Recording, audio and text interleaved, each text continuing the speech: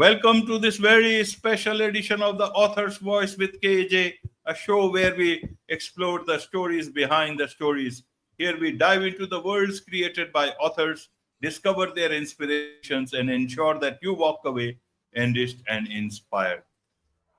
And today we have with us Dr. Bruce Chalmer. He is a psychologist. He has been working with couples for over 30 years, and through his teaching, consulting, and books, his ideas have helped thousands of couples and their therapists.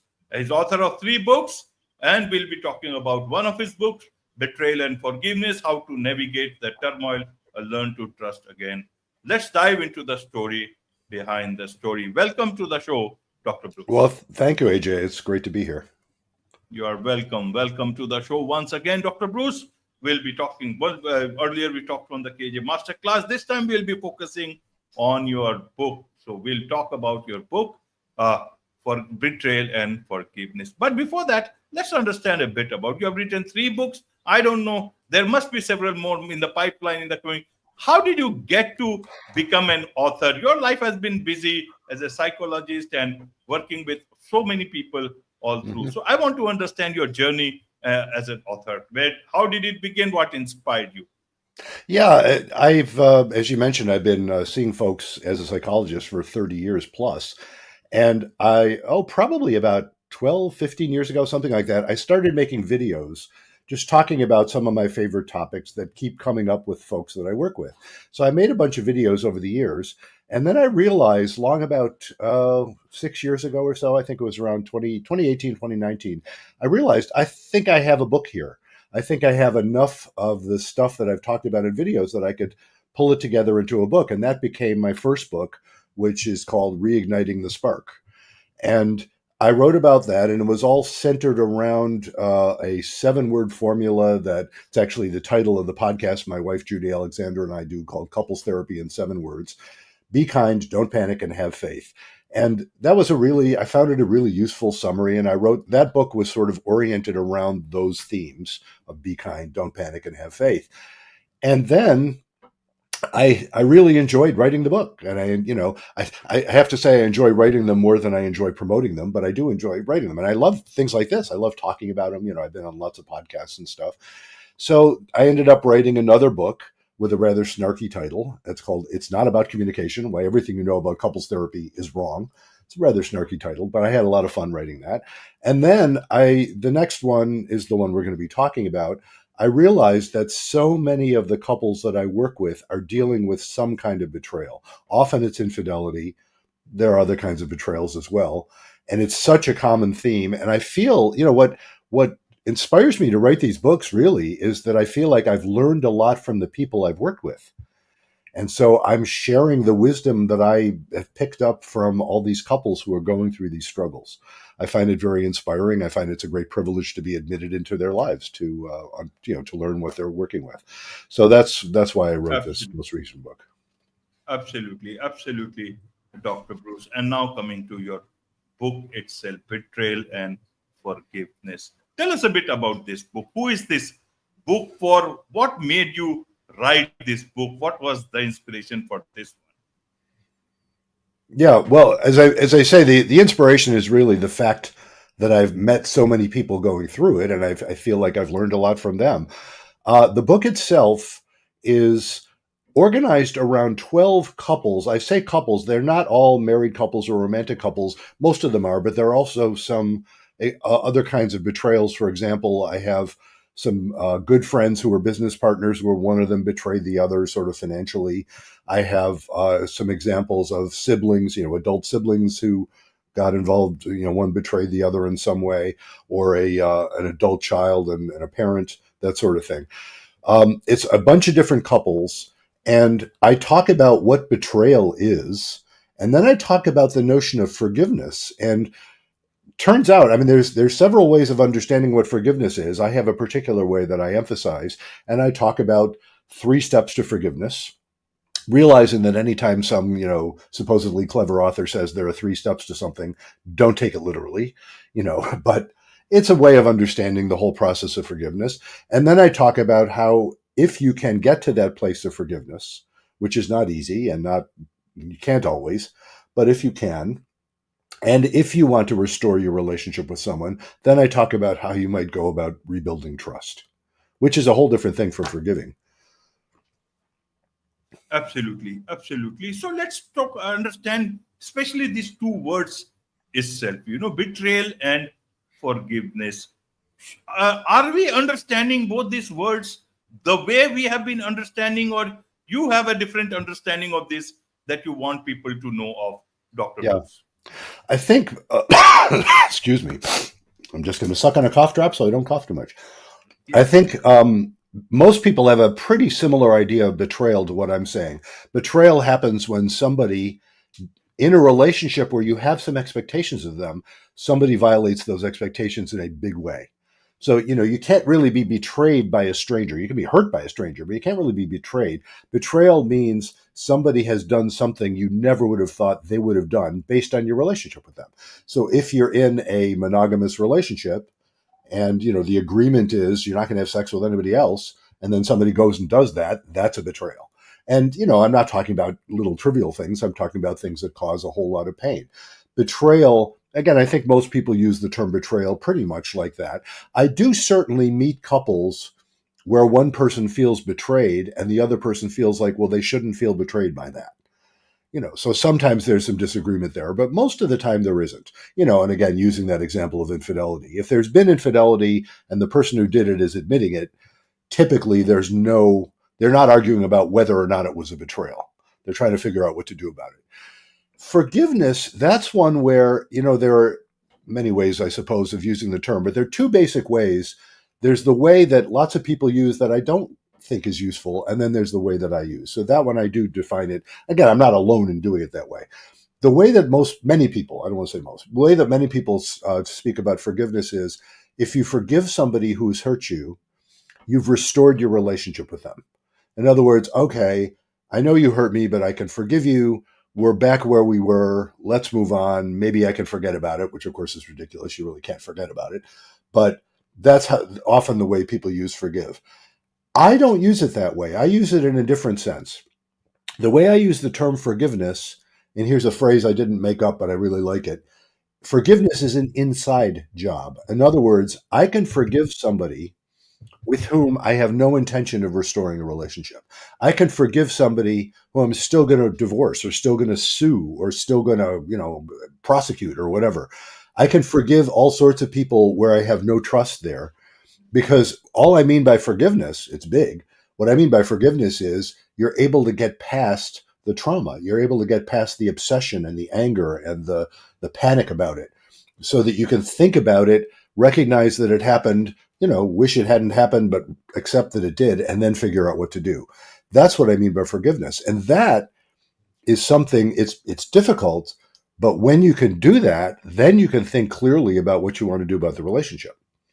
And if there's a couple, again, using that very common example of infidelity, if there's a couple where there's been infidelity and they still want to stay together, the only way they're going to want to stay together is if they're both able to forgive themselves and each other. And that often takes a lot of work to be able to get to that place of saying, you know what, we were doing the best we could, even though we messed up royally. And in saying doing the best we could, I'm not trying to condone it. I'm not trying to say, oh, it was just fine what somebody did.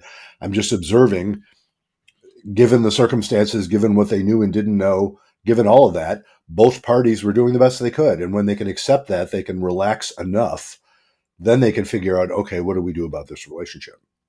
So that's what I mean by betrayal. That's what I mean by forgiveness, actually. Absolutely, absolutely, Dr. Bruce. So Mhm. here it is about two people. They have a decided choice that, okay, this is the path we got to move forward in the future. But what about one sided? I forgive the other and then I move forward. Yeah. Where does this hold? People want justice for, they want some sort of a thing that, they have gotten some sort of a justice. And Hmm. if they just forgive, it will be like, then a lot of wrongs will continue to be wrong. What do I tell myself by forgiving others for my sake only? How does that work? Will I get that solace going forward? Because Oh, I will yeah. still feel that sort of a thing that I did not fight for myself.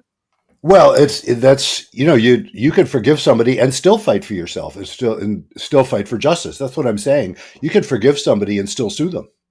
You can say, well, look, I'm going to get some sort of restitution for the harm you did to me.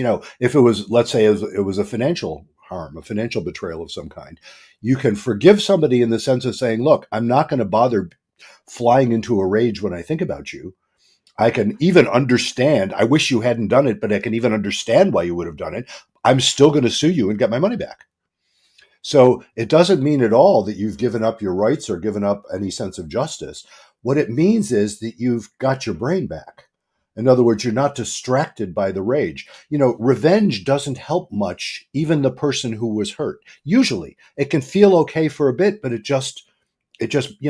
if somebody's been a jerk to me, being a jerk to them is not going to help the situation. Doesn't mean at all that I'm just going to roll over and accept it. And it's kind of ironic. If I haven't forgiven, I'm not going to be nearly as effective in fighting for my rights than if I have gotten to the point where I can say, well, all right, this is what happened. I am going to fight for my rights, but at least I can still respect you as a human being. That's a sense of forgiveness. Forgiveness is when you're able to accept. Well, I'll talk briefly about the 3 steps I talk about to forgiveness. Step 1 is forgive yourself, because if I get hurt, part of me is going to blame myself for it, even if there's no rational way I could have prevented it. Part of me is going to blame myself. I'm going to say, how could I have been so stupid? Why didn't I see that coming? I've worked with adults who were abused as children, let's say sexually abused at the age of 3, and the adults will still say, oh, I should have stopped it somehow, which is ridiculous. They couldn't possibly have, but they're still blaming themselves because that is a normal human thing to do. If I blame myself, then it gives me some illusion that I had some control over it, even if I didn't. So it's a normal thing. So forgiving oneself, forgive yourself is the first step. It's difficult because you have to be able to accept, okay, I guess I didn't know what I didn't know. I guess, given who I was, I guess I was doing the best I could. Step 2 is to forgive whoever hurt you. And what I'm saying is, yeah, if you've actually forgiven yourself, it's not that big a step to forgive someone else, because you're recognizing, I wish they hadn't done what they did, but on some level, they were doing the best they could too. That's who they were at that moment. I wish they weren't. I wish they weren't thinking those nasty thoughts that made them hurt me. I wish they weren't ignoring our relationship or whatever they were doing, but that's who they were. I better accept that. I'm not saying it's okay. I'm just saying, all right, I don't have to be angry at them anymore. I can recognize that's what happened. Now what? So I call that step 2. That's forgiving the one who hurt you. There is one more step that I think is every bit as important. I give it a funny name. You don't have to be religious to appreciate this name. I call it forgive God. Now, what do I mean by forgive God? I simply mean, I shouldn't say simply. It's not so simple. It's accepting that we live in a universe where this kind of stuff happens. It's accepting that on a very deep level. It's recognizing not only can I forgive myself and forgive the person who hurt me, I can somehow forgive the fact that this stuff happens. I don't have to fight with reality. Another word for that is faith. I can just say, well, whatever this reality business is, there's something right about it. I can't possibly understand all the forces. I'm in the middle of it. But it's a mindset that would just say, well, you know what? I better work with it. There's something right about it. Even the bad stuff, it has reasons for being there. I can't always know what they are, but I'll have to work with it. Then I'm not fighting with reality. Then I can actually be as effective as I could be with the power that I have. Absolutely. Absolutely, Dr. Bruce. So I want to understand, you talked about what forgiveness is.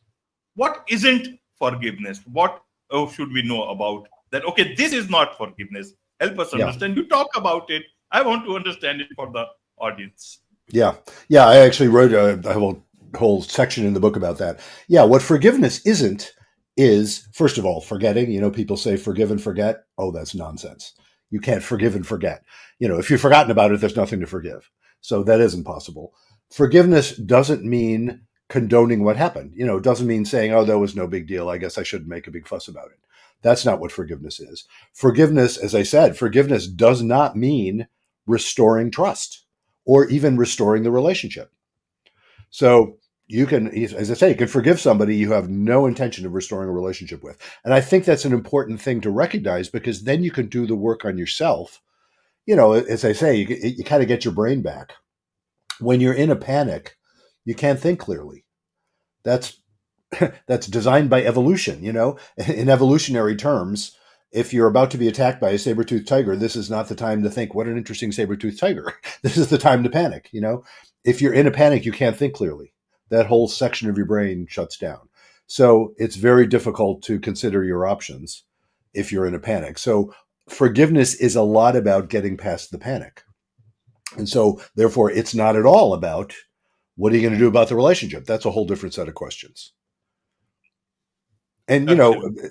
sometimes people will then say, well, the way I'm defining forgiveness, in theory, you can forgive anything, the most monstrous evil you can forgive. And I'm saying, well, the way I'm defining forgiveness, that's true, doesn't mean you don't fight against the monstrous evil. You still do. It just means you don't lose your mind over it. It's that internal work. Absolutely. So, who is this book for, Dr. Bruce? It's really intended for anybody, well, two categories of people, I suppose. The main one is people who are in couples that have experienced betrayal, which I wish I could say, I guess it's good for book sales that it's so common. I'm sorry to say it's so common, but it is a very, very common experience. And when I say people who've been betrayed in some kind of relationship, it's not necessarily recent. I've had people read this book who were betrayed 30 years ago, and it's helping them recover now because it can still hurt. So it's anybody who's ever been through betrayal. And then the other category of people would be anybody who wants to help people who've been through betrayal, which could be people like therapists, but it also could be family members or loved ones or, anybody or friends, anybody who wants to understand better what people are going through who've been betrayed. But seems to me, I don't have data on this. Actually, there is some data on this. I just realized that more broadly, but in general, anybody over the age of, I don't know, fill in whatever, anybody over the age of 20 has probably been betrayed. You've had your heart broken, or you've gone through something where somebody really let you down in some big way. If you've lived long enough, you've probably experienced that. So in that sense, many people can benefit from this book. Absolutely. So, Dr. Bruce, any particular thing that some people will be able to read this book, some people will not. For those people who would listen to this episode, watch this episode, they would know, okay, this is something you would want to at least tell them about all this. Anything that you would want to, any short passage that you have in mind that you can read for us? Yes, I can I could just read a little bit of the intro, which will sort of explain who the book is for. So this is in the section right in the beginning. Who should read this book? This is a book about betrayal and how to move on from it. Not just how to move on, but how to move on with joy and gratitude. If that seems impossible, but you want to get there, you're the perfect candidate to read this book. I've been helping people recover from betrayal for over 30 years, and I've experienced betrayal myself. I don't think I'd be nearly as effective helping people through it if I hadn't been through it myself. Of course, anyone who's ever been in a relationship with another human being has been disappointed by someone's actions on occasion and has disappointed others. We all let people down sometimes through innocent oversight, momentary selfishness, or even out-and-out hostility. I'm not talking about the small, everyday kind of screw-ups we all experience. No, I'm referring to the big ones. Sexual infidelity by a partner, sexual, physical, or emotional abuse from a partner or other trusted family member, financial malfeasance, lying about you to others, abandonment. I wish I could say that those circumstances are rare, but they're not. And so that's basically who the book is for. And I go on to explain, my basic approach. Absolutely. Absolutely. So, Dr. Bruce, I want to understand one thing. It is such an important book, but it takes a lot of effort to understand human psychology. You are a psychologist, but even a psychologist will have to explain what was the most challenging part of writing this particular book of yours. I guess I would say the most challenging part has been the challenging parts of working with the people who I'm working with, which is where I learned the stuff in this book. They are going through really hard stuff, and they're in a lot of pain, and often there's a huge amount of anger involved. And so the challenging parts are sitting with that with people. The one thing that I provide as the therapist, I mean, there's lots of ways you could finish that sentence, but here's how I will. The one thing I provide as the therapist is that I'm not freaking out. So that I have to be able to hear what they're talking about with respect and curiosity, even if what they're talking about is horrible. Somebody has done bad things to someone else or has betrayed them badly.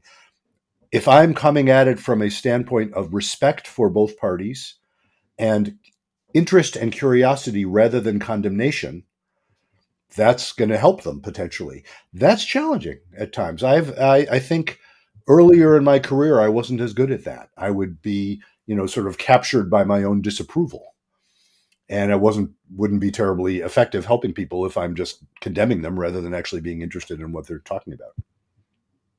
Absolutely, absolutely, Dr. Bruce. So one thing I want to understand, while doing this research, during this whole process of writing this, any unexpected insight that you came to know about during this whole process about the world, the relationships, people, human, or the topic itself? Again, I would go back to yes, I had all kinds of unexpected insights. If you have one of those aha moments, it's kind of by definition unexpected. It's like you didn't know it, now you know it. It was a lot to do with as I worked with people, developing that same sense I was talking about, developing that ability to look at someone who's done something really awful and nevertheless see their basic humanity rather than just condemn them. That has been a real lesson. And I've applied that more broadly. The book I wrote before this, I have whole sections on ideology versus ideas, where I notice there's all kinds of ideas out there that may conflict with all kinds of other ideas, and they can all be interesting and good and useful. When they harden into ideology, then it becomes toxic. And that happens in therapy too. And one of the things I had to learn in the course of doing this is if I have my precious ideas and I'm not willing to consider other possibilities, I'm not going to help people. And that was I don't know if I'd call it a big aha moment, but it certainly was an unexpected understanding. It's like I didn't realize that recognizing that has such applicability to working with couples. And, this whole world we're dealing with, and it's certainly happening big time in the United States where I live, is polarized in ways that I don't remember it being quite as polarized before. And learning how to hear people and talk across those huge polarized gaps, it's very similar skills to what you have to do in couples therapy. And so I find it's much more broadly applicable. Absolutely, absolutely. So these three books. Now, any other book that is in the pipeline, Yeah. Dr. Bruce? Any other thing that you want to talk about that you are doing? Yes, as a matter of fact, and I don't know if you can, if I can send you a link, you can put in the notes for this. But I do have another book in the pipeline. I've just started the writing process. It's all outlined. It's actually a workbook. I don't. The title isn't finalized yet, so I won't say that. But it's a workbook to help people basically sort of reignite the spark. My first book was called Reigniting the Spark. It's a workbook to help people understand their own relationship. And as part of that, I've developed, it's kind of in beta test right now. I've developed a little assessment tool that I want to invite your listeners and anybody else to take for a spin. And so I don't know if you can put the link, or you can go to my website, brucechalmer.com, and find it. I will put that link there, and it's just a form, and it's anonymous. I don't get the email of whoever fills out the form. And it will help you assess your relationship from the standpoint of stability and the standpoint of intimacy. And numbers of people have done it already. And the feedback I've gotten it's been a really interesting and useful and occasionally disturbing exercise for people to do. My book is going to be oriented around that assessment tool and then what to do about, how to handle that stuff. So that's the next one in the pipeline. So when is that coming out? And we'll talk about it on that for thought, but just to get an idea for the audience. I hope sometime in the next 6 to 8 months. That's probably a bit optimistic, but that is my hope. Absolutely, absolutely, Dr. Bruce. One thing I want to know: a lot of people, know about or understand about forgiveness, betrayal by a lot of people around them, by reading a lot of things around them, perhaps even by the social media. And I don't know whether that is the correct way to look at all, both these two different terms, because what you read is from the outside. How it impacts is what within your close relationship. What would you want people to, or how would you want people to assess these things in their lives whenever they are either looking for understanding betrayal or even in terms of forgiveness or not forgiveness? What is your? I know these things are very one to one, but just in a broader way, where how do they look at these things much more sanguinely, much more solidly? You know what I'll fall back on is the 7 words that's part of our podcast, which I actually have on a cup over here for those of you who are watching. Be kind, don't panic, and have faith. If you sort of, that's I wrote a whole book, explaining those 3 concepts: be kind, don't panic, and have faith. But if there's the logo for our podcast, Couples Therapy in 7 words. Wonderful. That if you sort of understand what those things are about, especially the faith part, and I don't necessarily mean religious faith, but that basic sense that reality's right to be what it is. I was talking about that when I was talking about forgiving God, that will lead you in the right direction. And of course you're right. I mean, on social media, there's anything you're thinking you can find support for on social media. And unfortunately, the algorithms, as you probably know, the algorithms of a lot of the social media platforms are intended to lead you to more and more extreme agreement with how you feel, which doesn't do you much good. But if you have that concept of be kind, don't panic, and have faith, that's what I think is sort of a very general way of leading you in the right direction. Wonderful, wonderful. Very nice, nicely explained that, Dr. Bruce. So, in a nutshell, I want to understand from you for the audience. In a nutshell, what do you want your readers, what insight, what message do you want your readers to take away from this book of yours? I want them to take away the idea that forgiveness is possible, that it doesn't mean, all the stuff we said it doesn't mean, that forgiveness is possible and that healing is possible. And actually, and this is often a stretch for people, especially early on, they can come to be grateful for the experience. Never had anybody be grateful for the betrayal. Nobody's ever said, hey, thanks for cheating, but they can actually get to that place of saying, wow, I am so much better. And even we are so much better than we were before. So it's good that we went through this, even though, yes, you did a bad thing or I did a bad thing, but I'm so grateful for the growth we've achieved in going through this. That's what I want people to take from the book, is that is possible. So it gives them that sense of hope. They're not just feeling like, oh my God, my life is ruined. Absolutely. So we talked about your book, but this is just one episode, one book. You talk a lot about all these things about in your podcast with your wife, Couples Therapy in 7 words. Tell about that also, so that the audience can certainly gain whole world of insight from you. Yeah. It's my wife, Judy Alexander, and I have been doing this for over 5 years now. It's funny. It started largely because of the pandemic, oddly enough, because my first book, Betrayal and Forgiveness, came out on February 29th, 2020, just in time for everything to shut down because of the pandemic. So we couldn't do any sort of in-person book promotions or signings or anything like that. So we decided, well, we'll do a Facebook Live book, whatever it is, launching. And people said, hey, you guys are great together. You should do a podcast. And we said, sure, why not? So we did. So we've been doing the podcast. We've had over 200 some episodes now. We've interviewed 100 and some guests. We've had a great time doing it. People who see our podcast or hear our podcast will often comment on the obvious chemistry between us, which is part of what we're showing. It's like, yeah, we get along really well, and better than that. And she's not it's funny. We say, yeah, I'm the therapist. She's the real person. My wife is a retired educator. So she's also a professional who's been dealing with people for her whole professional life, but not a therapist. So she brings, she will often, if I'm interviewing another therapist or if we're interviewing another therapist, she'll be the one bringing the questions like, hey, for the sake of people who aren't in the field, would you explain this stuff? So we do a lot of that. And we cover in our podcast pretty much anything to do with relationships. I mean, if you can imagine it to do with relationships, we've probably done a podcast on it by now.